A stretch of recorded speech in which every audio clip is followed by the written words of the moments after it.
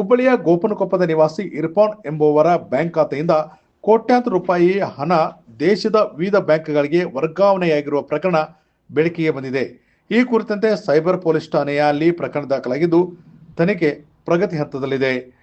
ಕೇಶವಪುರದಲ್ಲಿರುವ bank of Baroda bank ಖಾತೆಯಿಂದ cooking with catering ಎಂಬ account ಅನ್ನು ಹೊಂದಲಾಗಿತ್ತು. ಈ ಒಂದು ಖಾತೆಯಿಂದ ಬರೋಬ್ಬರಿ 50ಕ್ಕೂ ಹೆಚ್ಚು ಸಲ ವಿವಿಧ ಬ್ಯಾಂಕ್ಗಳಿಗೆ ಹಣ ಟ್ರಾನ್ಸಾಕ್ಷನ್ ಆಗಿದೆ.